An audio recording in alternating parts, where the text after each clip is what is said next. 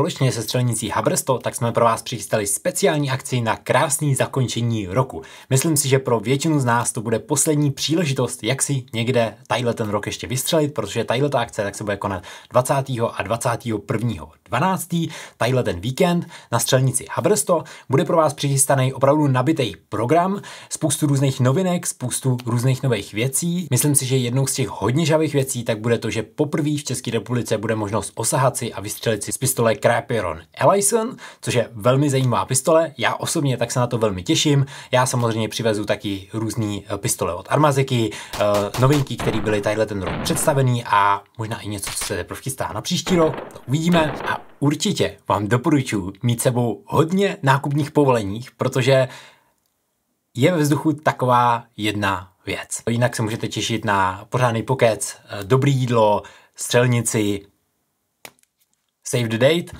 a vidíme se tam.